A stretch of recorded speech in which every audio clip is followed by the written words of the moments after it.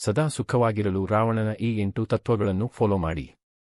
ರಾವಣನು ರಾಮಾಯಣದ ಪ್ರಮುಖ ಪಾತ್ರಧಾರಿಗಳಲ್ಲೊಬ್ಬ. ರಾಮಾಯಣದಲ್ಲಿ ರಾಮನ ಪಾತ್ರ ಎಷ್ಟು ಮಹತ್ವಪೂರ್ಣದ್ದಾಗಿದೆಯೋ ಅಷ್ಟೇ ರಾವಣನ ಪಾತ್ರವೂ ಮಹತ್ವದ್ದಾಗಿದೆ. ವ್ಯಕ್ತಿಯು ಉತ್ತಮ ವ್ಯಕ್ತಿತ್ವವನ್ನು ಪಡೆದುಕೊಳ್ಳಲು, ಉತ್ತಮ ನಡವಳಿಕೆಯನ್ನು ಹೊಂದಲು ರಾವಣ ತನ್ನ ರಾವಣ ನೀತಿಯಲ್ಲಿ 8 ವಿಷಯಗಳನ್ನು ಹೇಳಿದ್ದಾನೆ. ಆ 8 ಮುಖ್ಯ ವಿಷಯಗಳಾವು. ರಾವಣನಿಗೆ ತನ್ನದೇ ಆದ ನೈತಿಕತೆ ಇಲ್ಲ. ರಾವಣನು ಶಿವ ತಾಂಡವ ಸ್ತೋತ್ರ, ರಾವಣ ಸಂಹಿತೆ, 10 ಶತಮಾನೋತ್ಸವ, ಅರ್ಕಪ್ರಕಾಶ, 10 ಪಾತಾಳಾತ್ಮಿಕ ಉದ್ದೇಶತಂತ್ರ, ಕುಮಾರತಂತ್ರ ಮತ್ತು ನಾಡಿ ಪರೀಕ್ಷೆಯನ್ನು ಬರೆದಿದ್ದಾನೆ. ಇದಲ್ಲದೆ ಅಂಕಪ್ರಕಾಶ, ಇಂದ್ರಜಲ, ಪ್ರಾಕೃತ ಕಾಮಧೇನು, ಪ್ರಾಕೃತ ಲಂಕೇಶ್ವರ, ಋಗ್ವೇದ ಭಾಷ್ಯ, ರಾವಣೀಯಂ ಮೊದಲಾದ ಗ್ರಂಥಗಳನ್ನು ಚರ್ಚಿಸಲಾಗಿದೆ. ಅರುಣ ಸಂಹಿತಾ ಮತ್ತು ಲಾಲ್ ಕಿತಾಬ್ ಕೂಡ ರಾವಣನಿಂದ ಬರೆಯಲ್ಪಟ್ಟಿದೆ ಎಂದು ಹೇಳಲಾಗುತ್ತದೆ. ರಾವಣನ ನೀತಿಯು ರಾವಣ ಸಂಹಿತೆ ಮತ್ತು ವಾಲ್ಮೀಕಿ ರಾಮಾಯಣದಲ್ಲಿ ಕಂಡುಬರುತ್ತದೆ. ರಾವಣ ನೀತಿಯ 8 ಮುಖ್ಯ ವಿಷಯಗಳನ್ನು ನಾವಿಲ್ಲಿ ತಿಳಿಯೋಣ. ನಿಮ್ಮ ನಿರ್ಧಾರದಲ್ಲಿ ದೃಢವಾಗಿರಿ. ರಾವಣನು ತನ್ನ ಅಜ್ಜಿಯನ್ನು ಕುರಿತು ನಿರ್ಧಾರದ ಬಗ್ಗೆ ಹೀಗೆಂದು ಹೇಳಿದ್ದಾನೆ: ನಾನು ಯಾವುದೇ ನಿರ್ಧಾರವನ್ನು ತೆಗೆದುಕೊಂಡರೂ ಅದನ್ನು ಅರಿಯಾಗಿ ಯೋಚಿಸಿ ತೆಗೆದುಕೊಂಡಿರುತ್ತೇನೆ. ನಾನು ಒಮ್ಮೆ ನಿರ್ಧಾರ ತೆಗೆದುಕೊಂಡ ಮೇಲೆ ಅದರಿಂದ ಹಿಂದೆ ಸರಿಯುವ ಮಾತೇ ಇಲ್ಲ ಎನ್ನುತ್ತಾನೆ. ಸಾವಿನ ಭಯವೂ ಸಹ ಧೈರ್ಯಶಾಲಿ ಮನುಷ್ಯನ ದೃಢ ನಿರ್ಧಾರದಿಂದ ಹಿಂದೆ ಸರಿಯುತ್ತದೆ ಎಂದು ರಾವಣ ತನ್ನ ರಾವಣ ನೀತಿಯಲ್ಲಿ ಹೇಳಿಕೊಂಡಿದ್ದಾನೆ. ಯಾರ ಬಗ್ಗೆಯೂ ತಲೆಕೆಡಿಸಿಕೊಳ್ಳಬೇಡಿ. ಭಗವಾನ್ ಹನುಮಂತನಿಂದ ಲಂಕಾ ದಹನದ ನಂತರ ರಾವಣ ತನ್ನ ಮಂತ್ರಿಗಳನ್ನು ಕುರಿತು, ಇಂದು ಜನರು ನನ್ನ ಬಗ್ಗೆ ಏನು ಯೋಚಿಸುತ್ತಾರೆ ಅಥವಾ ಮಾತನಾಡುತ್ತಾರೆ ಎಂಬುದರ ಬಗ್ಗೆ ನಾನು ಚಿಂತಿಸುವುದಿಲ್ಲ. ಈ ದುರ್ಬಲ ಮನಸ್ಸಿನ ಸಮಾಜವನ್ನು ಭಗವಂತ ಕೂಡ ತೃಪ್ತಿಪಡಿಸಲು ಸಾಧ್ಯವಿಲ್ಲ. ಕೆಲವರಿಗೆ ನಾನೇ ದೇವರು, ಇನ್ನು ಕೆಲವರಿಗೆ ನಾನೇ ರಾಕ್ಷಸ. ಜನರಿಗೆ ತಮ್ಮ ಸ್ವಾರ್ಥ ಮಾತ್ರ ಗೊತ್ತಿದೆ. ಅವರು ನಿಮ್ಮಲ್ಲಿ ಸ್ವಾರ್ಥವನ್ನು ನೋಡಿದಾಗ ನೀವು ಅವರಿಗೆ ದೇವರು ಮತ್ತು ನೀವು ಅವರ ಸ್ವಾರ್ಥವನ್ನು ಪೂರೈಸಲು ಸಾಧ್ಯವಾಗದಿದ್ದಾಗ ನೀವು ಅವರಿಗೆ ರಾಕ್ಷಸರಾಗುತ್ತೀರಿ. ಈ ಸಮಾಜ ತನ್ನದೇ ಹಿತಾಸಕ್ತಿಯಿಂದ ಸಾಗುತ್ತಿದೆ. ಈ ಸ್ವಾರ್ಥವೇ ದೇವತೆಗಳು, ರಾಕ್ಷಸರು ಮತ್ತು ಮನುಷ್ಯರು ಅಪರಾಧಗಳನ್ನು ಮಾಡುವಂತೆ ಮಾಡುತ್ತದೆ. ಆದುದರಿಂದ ಸ್ವಾರ್ಥವನ್ನು ಬಿಟ್ಟು ಧರ್ಮದಲ್ಲಿ ಜೀವನ ಕಳೆಯಬಲ್ಲವನಿಗೆ ಪುರುಷೋತ್ತಮ ಎಂದು ಕರೆಯಲಾಗುತ್ತದೆ. ಒಳ್ಳೆಯವನಾದರೆ ಬಳ್ಳೆಯವನಾಗಿರು.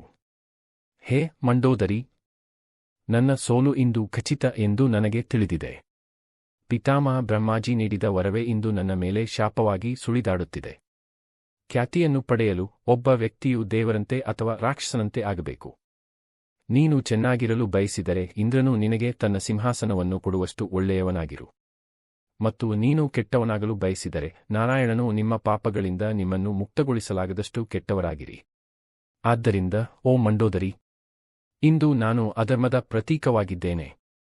ನನ್ನ ಪಾಪದ ಮಡಿಕೆಯು ಅಸಂಖ್ಯಾತ ಪಾಪಗಳಿಂದ ತುಂಬಿದೆ.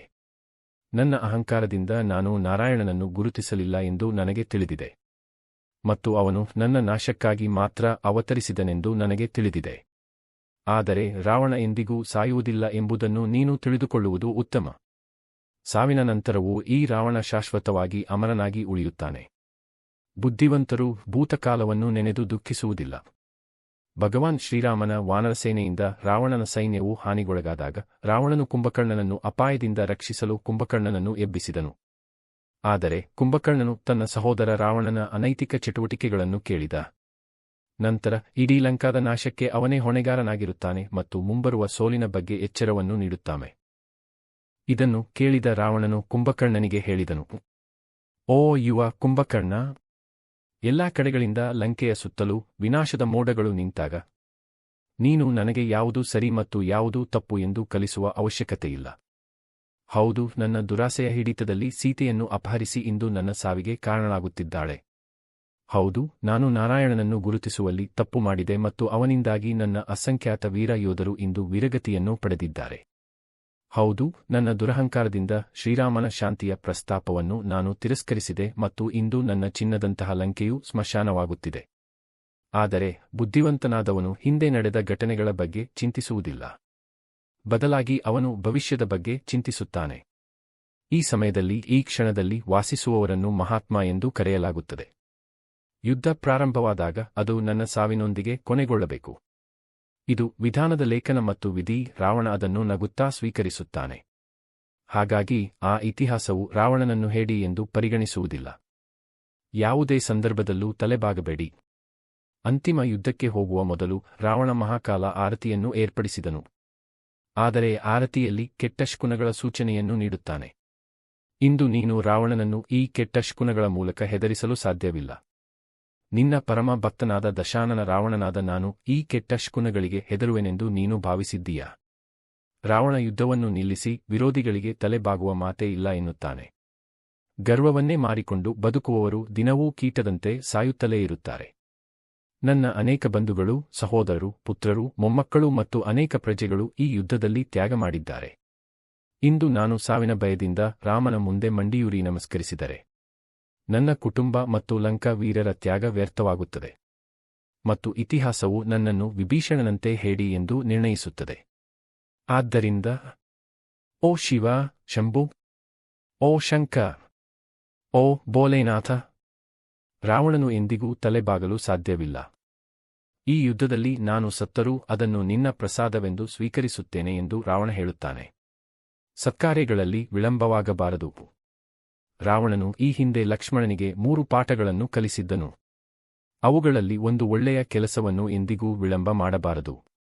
ಅಶುಭ ಕಾರ್ಯದ ಮೇಲೆ ಪ್ರಭಾವ ಬೀರಬೇಕಾದರೆ ಸಾಧ್ಯವಾದಷ್ಟು ಅದನ್ನು ತಪ್ಪಿಸಲು ಪ್ರಯತ್ನಿಸಬೇಕು ಎಂಬುದನ್ನು ಹೇಳಿದ್ದಾನೆ.